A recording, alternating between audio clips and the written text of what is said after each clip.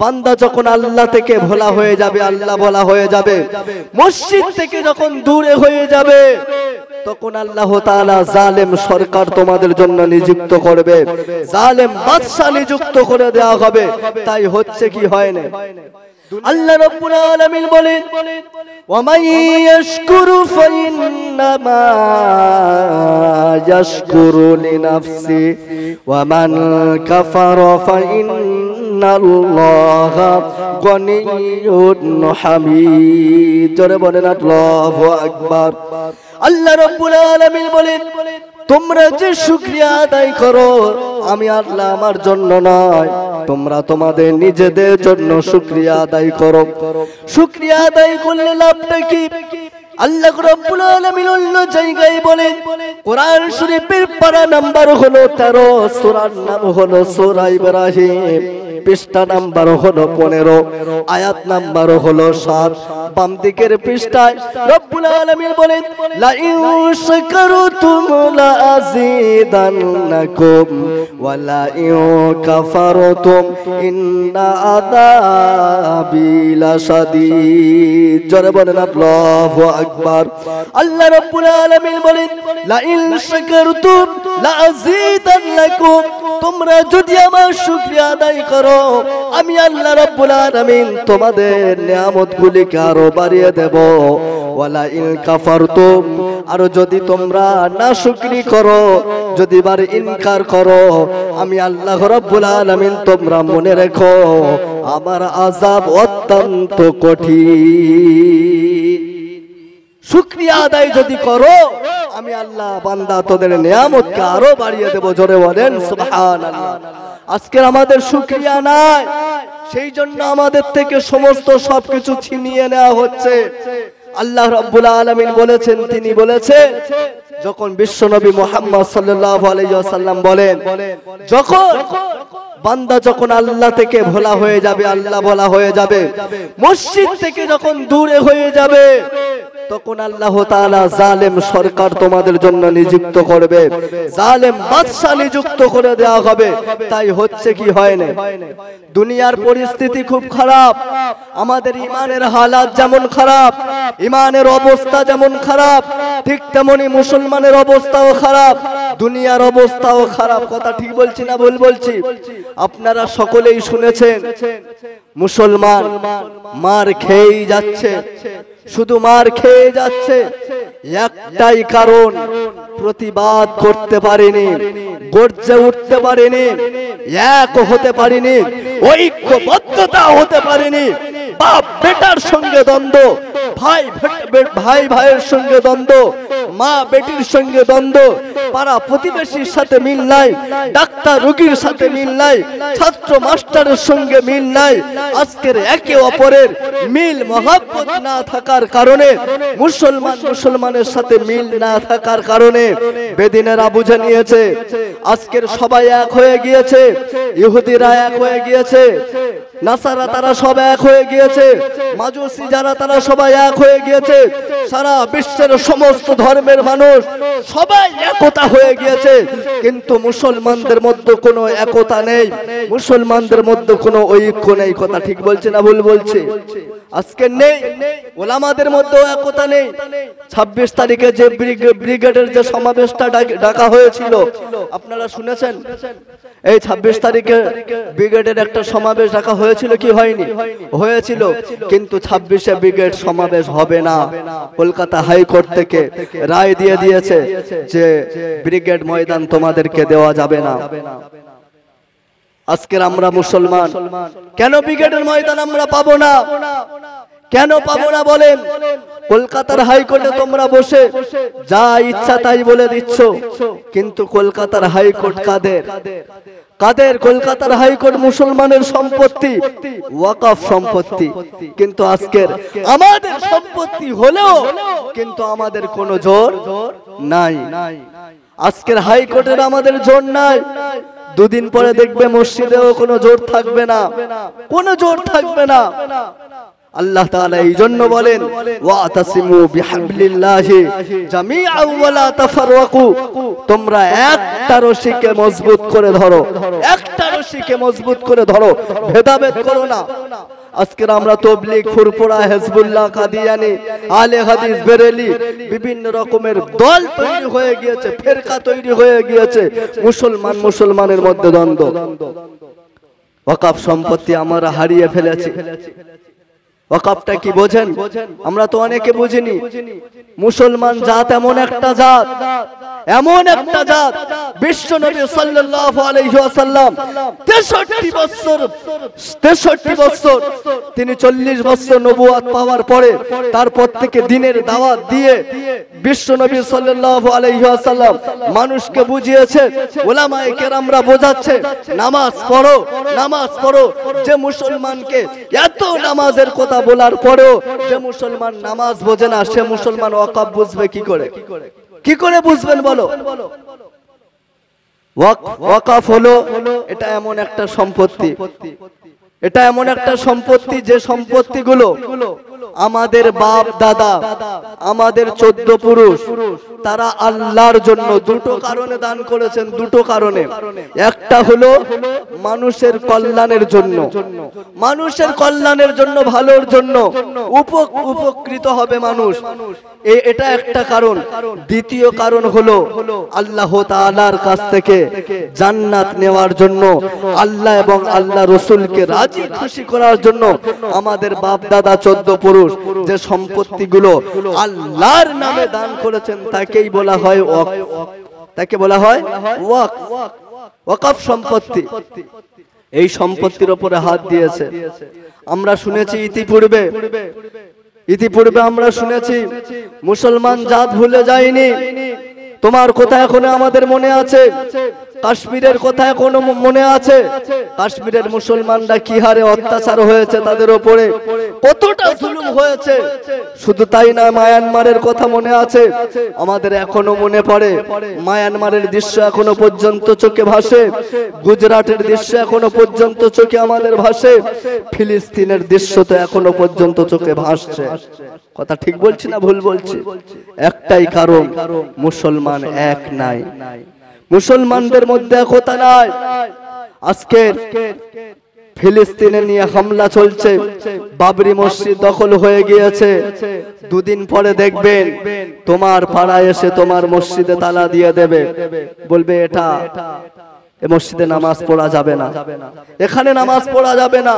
যখন supreme court থেকে যখন রায় দেবে নামাজ পড়া, আজান হয়েছে, তোমরা এবার সবাই নামাজ পড়তে যাবে, নামাজ পড়তে যাবে, সেই সময় লোক চলে আসবে, এসে বলবে কি ব্যাপার, এখানে এসছো কেন? আজান হয়েছে ঠিক আছে, এই পর্যন্ত স্টপ। তালা দিয়ে দেবে, তালা দিয়ে দেবে, বলবে সুপ্রিম কোর্ট থেকে যখন রায় দেবে তারপরে আমরা তালা খুলবো, এর আগে তালা খোলা যাবে না। সেই জন্য মুসলমান এক হতে হবে, ঐক্যবদ্ধতা আমাদের রাখতে হবে। আজকের আমাদের মধ্যে ভেদাভেদ কেন থাকবে?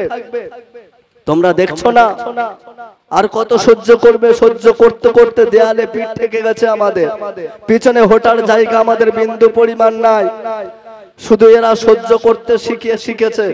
বিশ্ব নবী বলেছেন সবর করো, আল্লাহ তাআলা বলেছেন ইন্নাল্লাহা মা'আস সাবিরিন, সবর করো।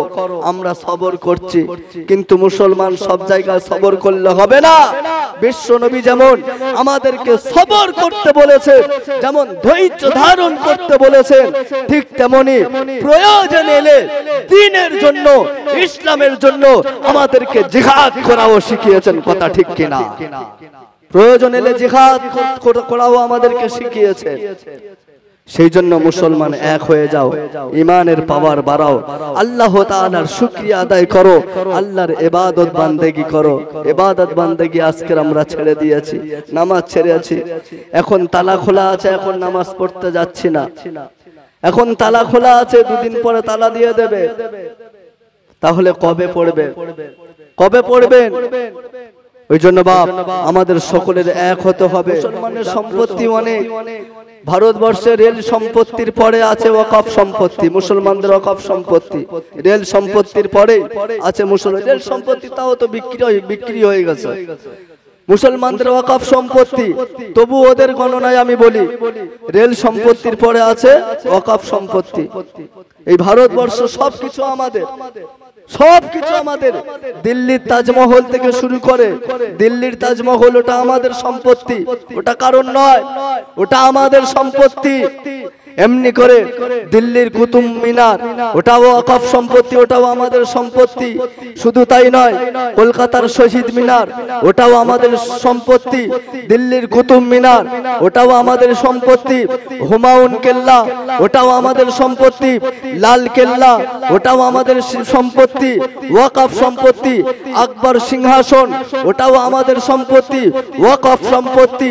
শুধু তাই নয়, এমনি করে হায়দ্রাবাদের চারমিনার ওটাও আমাদের সম্পত্তি। শুধু তাই নয়, নেতাজি ইন্ডোর স্টেডিয়াম ওটা যেখানে প্রায় 12,000 সিট আছে, 12,000 সিট, যেখানে একসাথে 12,000 মানুষ বসতে পারে, ওই নেতাজি ইন্ডোর স্টেডিয়াম ওটাও মুসলমানদের সম্পত্তি। যার থেকে, যে সম্পত্তি থেকে বছরে লক্ষ লক্ষ টাকা ইনকাম তারা করছে, লক্ষ লক্ষ টাকা তারা আয় করছে, ওটাও মুসলমানদের সম্পত্তি। শুধু তাই নয়, কলকাতায় এমনি করে যে ব্রিগেডের ময়দান যেটা আমাদেরকে দেওয়া হচ্ছে না, ওটাও আমাদের সম্পত্তি। যেখানে ওই দিলীপ ঘোষ এমনি করে বিভিন্ন বড় বড় নেতারা, বিভিন্ন বড় বড় কাতারা এসে বড় বড় ভাষণ দিয়ে যায়, ওটা কিন্তু ব্রিগেডের ময়দান, ওটা মুসলমানের সম্পত্তি, ওটা ওয়াকফ সম্পত্তি। শুধু তাই নয়, এমনি করে নেতাজি যে বিমানবন্দর আছে ওটাও মুসলমানদের সম্পত্তি। যদি মুসলমানদের সম্পত্তি যদি না হবে, আপনারা দেখবেন নেতাজি বিমানবন্দরের পাশে একটা মসজিদ আছে, মসজিদ আছে। ওই মসজিদ কেন থাকবে বলেন? যদি মুসলমান যদি না থাকবে, মুসলমানদের সম্পত্তি যদি না হবে, তাহলে মসজিদ কোথা থেকে এলো? ওটা মুসলমানদের সম্পত্তি। শুধু তাই নয়, এমনি করে যে আপনার কিনা কলকাতার দ্বিতীয় হুগলি সেতুর পাশে যে 14 তলা নবান্ন, যেখানে মুখ্যমন্ত্রী মমতা বন্দ্যোপাধ্যায় যেখানে বসে, ওই 14 তলা নবান্ন ওটাও মুসলমানদের সম্পত্তি। শুধু তাই নয়, কলকাতার টিপু সুলতান মসজিদ ওটাও মুসলমানদের সম্পত্তি, ওটাও ওয়াকফ সম্পত্তি। শুধু টিপু সুলতান মসজিদ নয়, মসজিদের আশপাশে যত জায়গা আছে সমস্ত জায়গা হলো ওয়াকফ সম্পত্তি। জোরে বলেন সুবহানাল্লাহ। সমস্ত জায়গা মুসলমানদের সম্পত্তি। শুধু তাই নয়, কলকাতার মোহনবাগান, কলকাতার ইডেন গার্ডেন, সব মুসলমানদের সম্পত্তি। হাওড়ার ব্রিজ যেখান থেকে আমরা যাতায়াত করি সব সময়, ওটাও মুসলমানদের সম্পত্তি। সব আমাদের সম্পত্তি। কিন্তু আজকের আমাদের কোনো অধিকার নাই, আজকের আমাদের অধিকার নাই। সব আস্তে আস্তে করে ছিনিয়ে নিচ্ছে। বাবরি মসজিদ দখল হয়ে গিয়েছে, মনে করছেন ওটা কোর্টের রায়, ওটা কোর্টের রায়। আমরা আর কি করব? আমাদের কিচ্ছু করার নাই। আমরা চুপ করে মাথা নিচু করে বসে থাকি। আর কি করব? যা করবে আল্লাহ করবে। মুসলমানরা কি মনে করে? যা করবে আল্লাহ করবে। কিন্তু একটা কথা মনে রাখবে, সব যদি আসমান থেকে ফয়সালা হবে, সব যদি আসমান থেকে ফয়সালা হবে, তাহলে ওহুদের যুদ্ধ তৈরি হতো না। সাহাবারা ওহুদের যুদ্ধে তারা জিহাদ তারা করতো না, মুতার যুদ্ধে তারা জিহাদ করতো না, তারা শহীদ হতো না। সব যদি আসমান থেকে ফয়সালা হবে, ওই জন্য আমাদেরকে জাগ্রত হতে হবে, আমাদেরকে ঈমানের চেতনা নিয়ে আসতে হবে। কথা ঠিক বলছি না ভুল বলছি? আমাদেরকে এক হতে হবে। এই কথাই আল্লাহ রাব্বুল আলামিন বলছেন। আমার বন্ধুগণ, আমার মহান আল্লাহ রাব্বুল আলামিন বলেন, ওয়াতাসিমু বিহাবলিল্লাহি জামিআন ওয়া লা তাফাররাকু।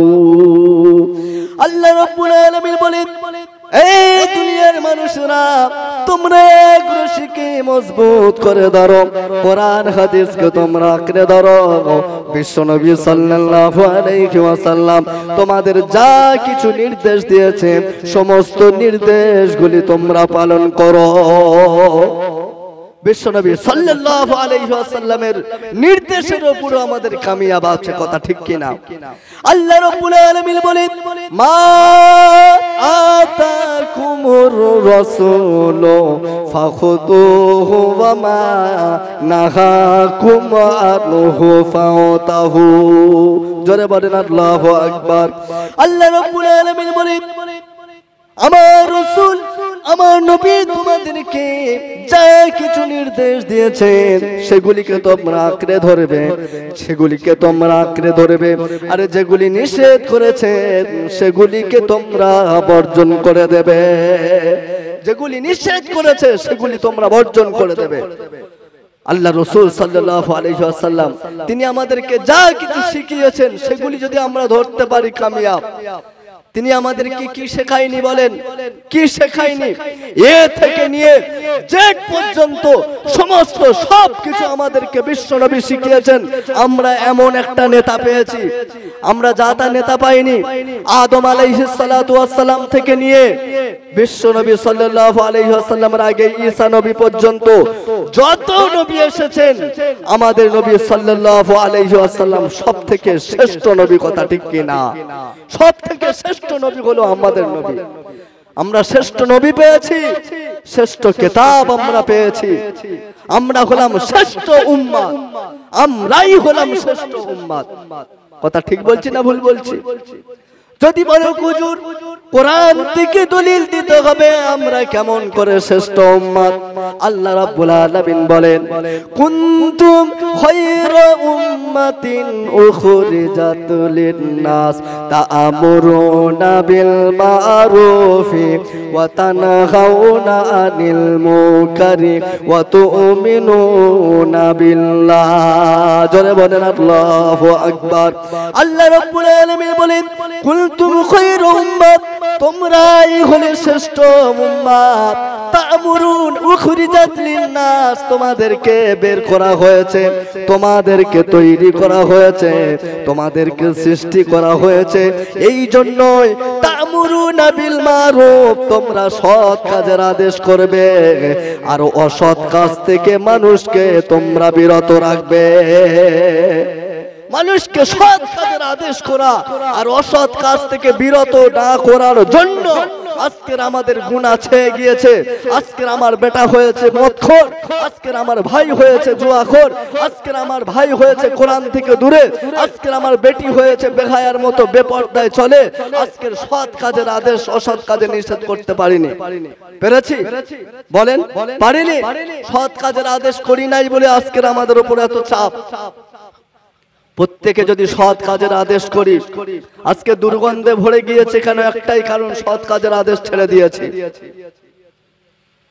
আপনাদের মসজিদের সামনে যদি একটা কুত্তা যদি মরে যায়, কুকুর যদি মরে যায়, আপনারা সবাই কি করবেন? নাক ছিটকাবে।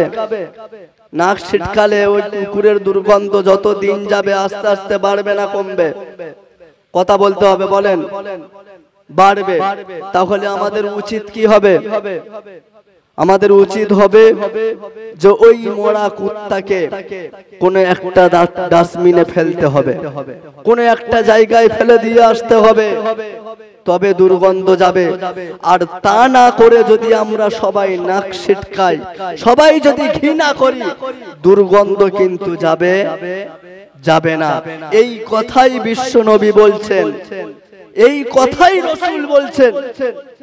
আমার বন্ধুগণ, আমার বিশ্বনবী মুহাম্মদুর রাসূলুল্লাহ সাল্লাল্লাহু আলাইহি ওয়াসাল্লাম তিনি জানিয়ে দেন, মান রাআ মিনকুম মুনকারান ফালিয়ুগাইয়ির বিয়াদি ফাইন লাম ইয়াস্তাতি ফাবিলিসানি ওয়া মান লাম ইয়াস্তাতি ফাবিকলবি ওয়া যালিকা যাফুল ঈমান।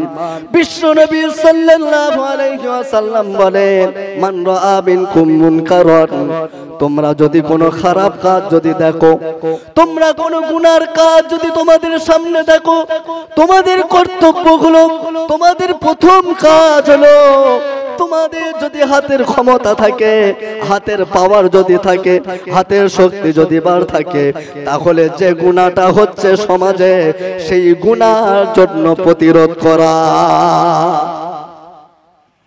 আজকের আমার সমাজে, আমার গ্রামে মাতাল মদ খেয়ে এসে গালিগালাজ করে আমার মায়ের, আমার বোনের। আমি চুপ করে থাকি, মাতালকে থেকে ঘৃণা করি, বলি ও মদ খেয়েছে। আমরা সমাজে কি বলি? মদ খেয়েছে বলে গাল দিচ্ছে। প্রতিবাদ করি, প্রতিবাদ করতে পারি না। সবাই একটাই কথা বলি যে মদ খেয়েছে, মাতাল হয়েছে, সেই জন্যই গালিগালাজ করছে।